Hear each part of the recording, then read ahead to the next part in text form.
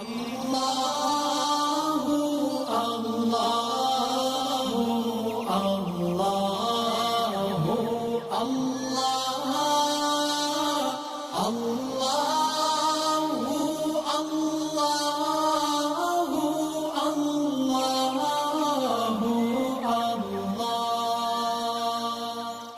بالله من الشيطان الرجيم. بسم الله الرحمن الرحيم. الذين يأكلون الربا لا يقومون إلا كما يقوم الذي يتخبطه الشيطان من المس، ذلك بأنهم قالوا إنما البيع مثل الربا وأحل الله البيع وحرم الربا، فمن جاءه موعظة من ربه فانتهى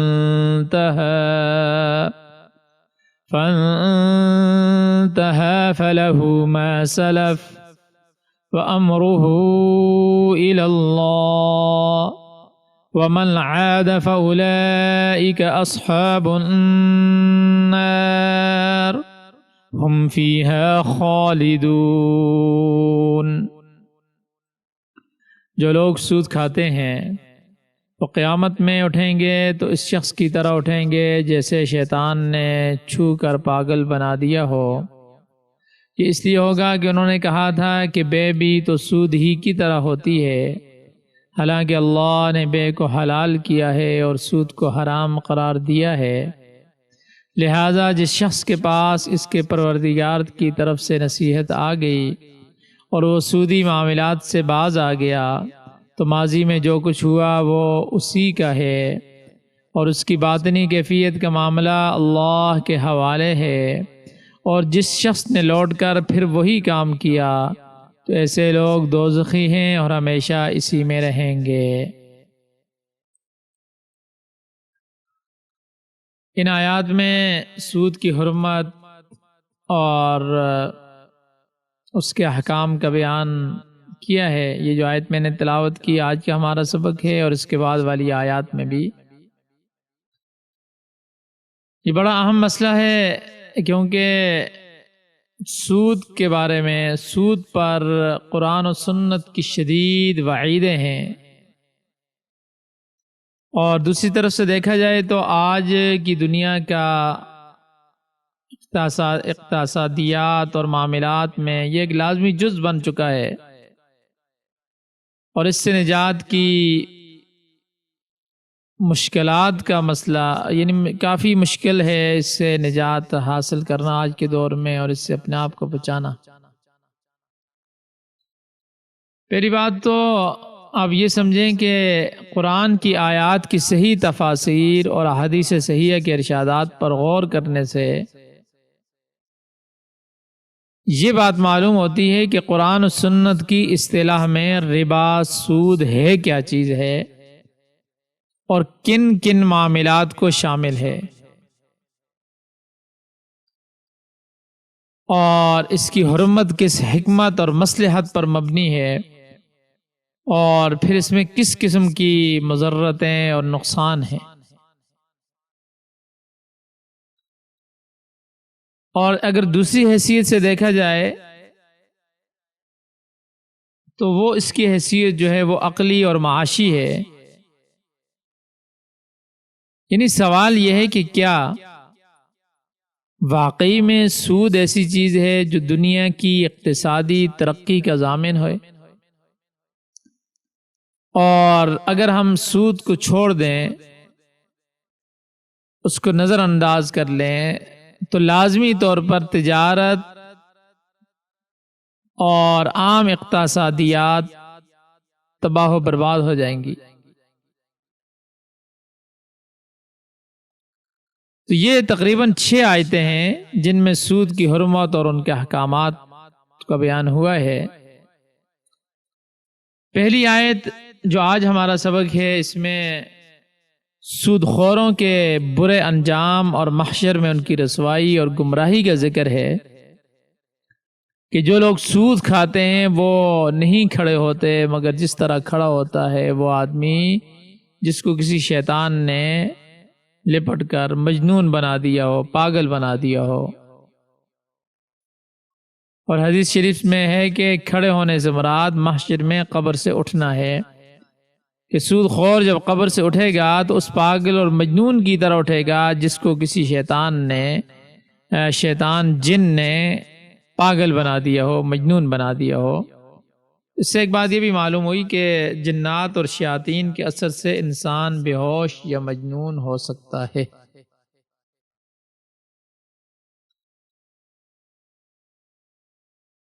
اور دوسری بات یہاں پر یہ غور طلب ہے کہ قرآن نے یہ نہیں فرمایا کہ سود خور محشر میں پاگل یا مجنون ہو کر اٹھیں گے، بلکہ کیا فرمایا، دیوانہ پن یا بے ہوشی کی ایک خاص صورت کا ذکر کیا ہے،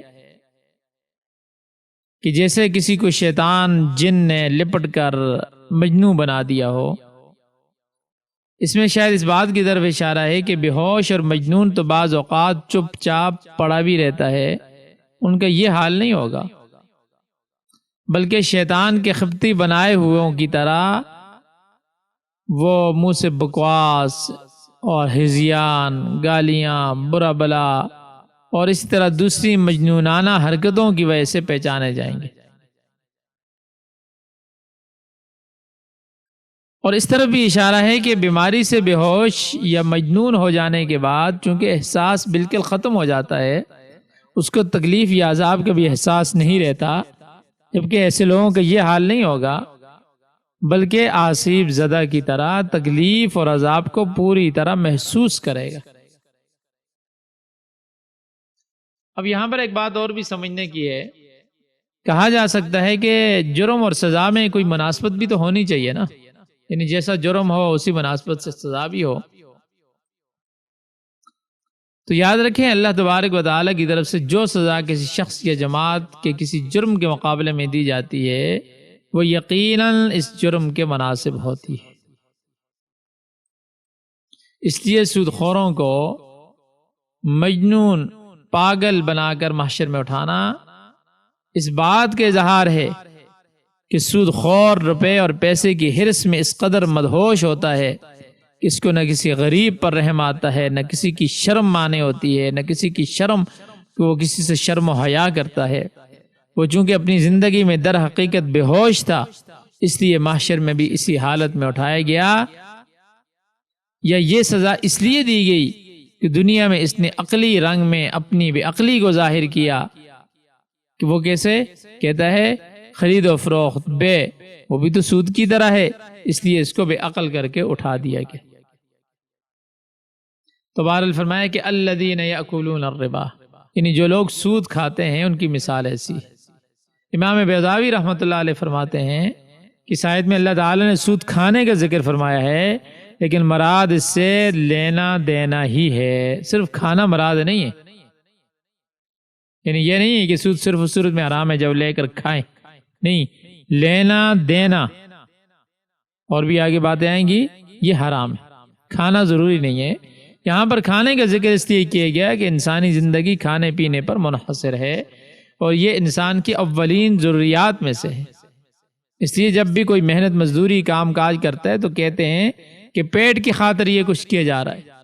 آدمی کو 2 وقت کی روٹی تو ضرور ملنی چاہیے، باقی چیزیں دوسرے درجے کی حیثیت رکھتی۔ بہرحال سود کھانے سے مراد سود کا لینا دینا اور ہر قسم کے استعمال جو ہے وہ حرام، یعنی مطلقاً سود، اس کے استعمال کرنا، خواہ کھانے میں استعمال کرے، لباس میں استعمال کرے، مکان میں استعمال کرے، اس کے فرنیچر میں استعمال کرے، جہاں بھی استعمال کرے تو وہ اس کے اندر شامل ہے۔ تو فرمایا کہ جو لوگ سود کھاتے ہیں لا یقومون، وہ قیامت کے دن نہیں کھڑے ہوں گے اپنی قبروں سے، الا مگر کما یقوم الذی یتخبطہ الشیطان من المس، مگر اس شخص کی طرح جسے شیطان نے چمٹ کر محبوط الحواس کر دیا ہو۔ جب کسی شخص پر جن اثر ڈالتا ہے، جن کا سایہ یا جن کے چمٹنا جس کو کہتے ہیں، تو وہ شخص اپنے ہوش حواس قائم نہیں رکھ سکتا، اچھے طریقے سے کھڑا نہیں ہو سکتا، طرح طرح کی حرکتیں کرتا ہے، تو فرمایا کہ قیامت کے دن سود خور کی بھی یہی حالت ہوگی۔ جب وہ قبروں سے اٹھیں گے تو ان کے پاؤں لڑکھڑاتے ہوں گے اور ان پر جنوں کی سی کیفیت طاری ہوگی، اور یعنی جنوں کی یعنی مطلب یہ ہے کہ جس پر جن چمٹا ہو، یعنی جو جنون کی کیفیت ہوتی ہے وہ طاری ہوگی، یہ ان کے لیے سود خوری کی سزا ہوگی۔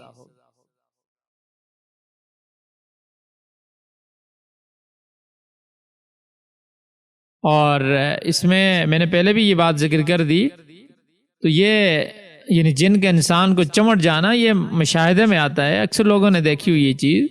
اور جب کوئی شخص ایسی غلطی کرتا ہے جس سے شیاطین کو تکلیف پہنچتی ہے تو وہ لوگوں کو چمٹ کر تکلیف میں مبتلا کر دیتے ہیں۔ اور جنات کی بھی مختلف قسمیں، سورہ جن میں آتا ہے نا، من المسلمون ومن القاسطون، جس طرح انسانوں میں مومن، کافر، فاسق وغیرہ ہوتے ہیں، اسی طرح جنوں میں بھی ہوتے ہیں۔ فرق یہ ہے کہ وہ انسانوں کو نظر نہیں آتے، کیونکہ ان کا جو مادہ تخلیق ہے، پیدائش کا مادہ جو ہے وہ لطیف ہے۔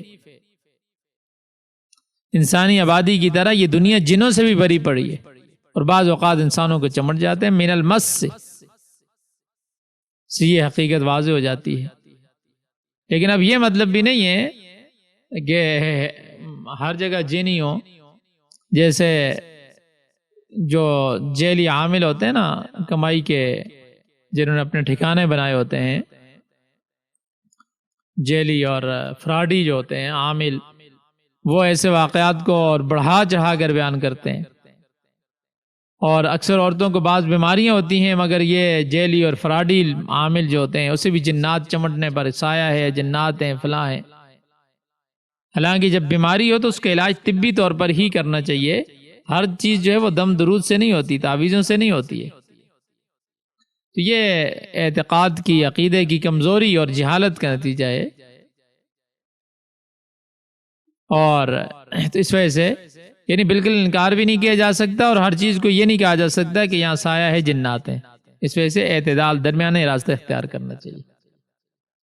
تو فرمایا کہ یہ سود خور قیامت کے روز جو حواس باختہ اٹھے گا، ذالک بأنہم، اس کی وجہ یہ ہے کہ قالوا، اس نے کہا، انما البیع مثل الربا، کہ تجارت سود کی طرح ہے۔ ان دونوں چیزوں میں کوئی فرق نہیں، لوگ تجارت کرتے ہیں، کاروبار کرتے ہیں، پھر اس میں نفع کماتے ہیں، تو اسی طرح ہم بھی تو اپنی رقم لگاتے ہیں اور اس پر نفع لیتے ہیں۔ تو چونکہ سود خور کا یہ نظریہ یہ ظاہر کرتا ہے کہ دنیا میں اسے سرمایہ جمع کرنے اور حلال حرام میں عدم تمیز کا جنون ہو چکا ہے، اس لیے یہ سود کو تجارت کے برابر قرار دے رہا ہے، عقل نہیں ہے اس کی۔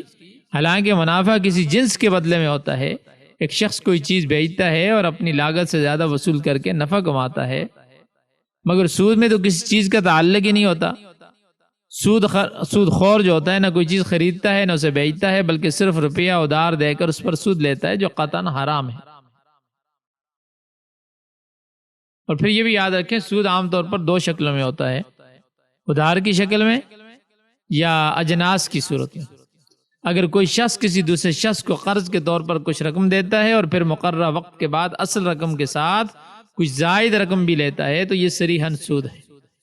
1,00,000 روپیہ دیا، 2 مہینے کے بعد، 5 مہینے کے بعد 1,10,000 روپیہ واپس لیا، تو یہ صریحاً سود ہے، یہ بالکل حرام ہے، کیونکہ قرض دینے والے نے نہ اس میں محنت کی ہے، نہ وقت دیا ہے، نہ صلاحیت صرف کی ہے، وہ صرف اور صرف اپنی رقم کے بل بوتے پر مقررہ نفع حاصل کرنا چاہتا ہے، جو سود ہے۔ اور جنس کی صورت یہ ہے، دوسری جو میں نے بتائی تھی، کہ کوئی شخص جنس کسی دوسرے شخص کو مقررہ مدت کے لیے دے دے اور پھر واپسی پر ادا شدہ جنس سے زیادہ لے، تو یہ بھی سود ہوگا۔ حضور علیہ السلام کا فرمان ہے، الذهب بالذهب، یعنی جب جنس کا لین دین ہو، ایک جنس کا اور ایک جنس کا تبادلہ ہو، تو برابر برابر ہونا چاہیے۔ سونے کے بدلے سونا ہو، چاندی کے بدلے چاندی ہو، نمک کے بدلے نمک ہو، جوں کے بدلے جوں ہو، گندم کے بدلے گندم ہو، تو یہ تبادلہ برابری کی بنیاد پر اور نقد ہونا چاہیے۔ مثلا کوئی آدمی 1 سیر گندم دے کر 1.25 سیر گندم واپس لے گا، تو یہ سود ہوگا۔ اسی طرح 1 سیر گندم دے کر کچھ مدت کے بعد، کچھ عرصے کے بعد ادھار دے کر یعنی 1 سیر چاول واپس لے، تو یہ بھی سود ہوگا۔ ہاں اگر اجناس مختلف ہوں تو پھر یہ کمی بیشی جائز ہے. مثلا 1 سیر گندم کے بدلے میں 2 سیر جوں لے سکتا ہے. 1 تولہ سونا کے عوض کئی گنا زیادہ چاندی حاصل کی جا سکتی ہے، مگر اس میں شرط یہی ہے کہ معاملہ نقد ہو، ادھار نہ ہو. بہرحال اس میں کافی تفصیل ہے، میں یہاں پر صرف خلاصہ ذکر کر رہا ہوں. اور فرمایا کہ چونکہ سود خوروں کا نظریہ یہ ہے کہ تجارت سود کی مثل ہے، وَأَحَلَّ اللَّهُ الْبَيْعَ وَحَرَّمَ الرِّبَا، حالانکہ اللہ تعالیٰ نے تجارت کو حلال قرار دیا اور سود کو حرام قرار دیا. وہ کس طرح کہہ رہے ہیں جبکہ اللہ نے تجارت کو حلال کیا، سود کو حرام کیا. تجارت میں کبھی منافع ہوتا ہے، کبھی نقصان کا بھی ہو سکتا ہے، نقصان بھی ہو سکتا ہے، اس کا احتمال بھی ہوتا ہے. جبکہ سود ایک مقررہ منافع ہے جو ہر صورت میں رقم دینے والا وصول کرتا رہتا ہے. چنانچہ فتح مکہ کے اندر حضور نبی کریم صلی اللہ علیہ وسلم نے فرمایا کہ سود بالکل چھوڑ دو. پہلے تمام سود ختم ہو گئے، فرمایا میرے خاندان والے جو سود وصول کرتے تھے وہ بھی میں نے ختم کر دیے، اب کسی کو سود کی رقم لینے کی اجازت نہیں ہے. سب سے پہلے حضور صلی اللہ علیہ وسلم نے اپنے چچا حضرت عباس کو سود ختم کی اور فرمایا کہ اصل قرضہ واپس لے سکتا ہے مگر سود کے 1 پیسے تک لینے کی گنجائش نہیں ہے، اجازت نہیں ہے، تو تمام سود مٹا دیے گئے. اور فرمایا کہ فمن جاءہ موعظۃ من ربہ، جس شخص کے پاس اس کے رب کی طرف سے نصیحت آ گئی، یعنی سود کی حرمت کا حکم پہنچ گیا ہے، فانتہا، تو اس شخص نے سود لینا چھوڑ دیا، فلہ ما سلف، تو جو کچھ ہو چکا وہ اس کے لیے، یعنی جو سود حاصل کر چکا ہے اس کا کچھ مواخذہ نہیں ہے. یعنی سود کی حرمت کا قانون آنے سے پہلے سود کی جو رقم لے چکا وہ اس کی ہو گئی، اب اس کی واپسی کی ضرورت نہیں. وَأَمْرُهُ إِلَى اللَّهِ، اور اس کا معاملہ اللہ کی طرف ہے، اسے معاف کرنے پر قادر ہے. لیکن بہرحال یہ اس کی نیت پر منحصر ہے کہ اس نے دل سے اللہ کے حکم کو قبول کر لیا یا محض دکھاوے کے لیے سود لینا بند کیا ہے. اس لیے فرمایا کہ ایسے شخص کا معاملہ اللہ کے سپرد ہے.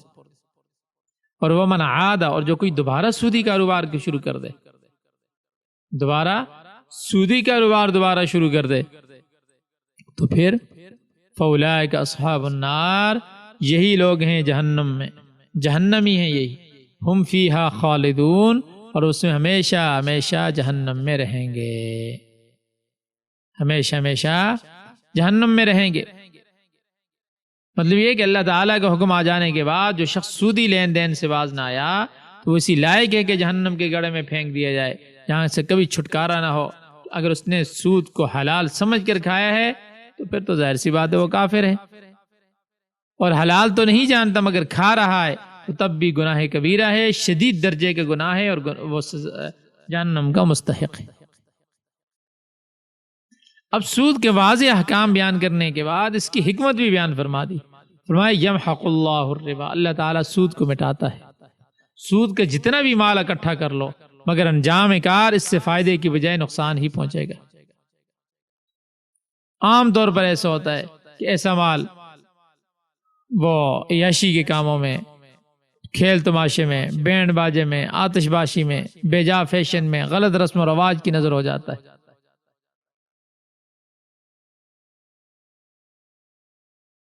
اور اس میں خیر و برکت نہیں آتی، انسان دل کے سکون سے محروم رہتا ہے، حرص بڑھتی رہتی ہے، باقی لوگ خواہ بھوکے مر جائیں اسے مال اکٹھا کرنے کی غرض سے، اور یہ سب نقصان دہ چیزیں.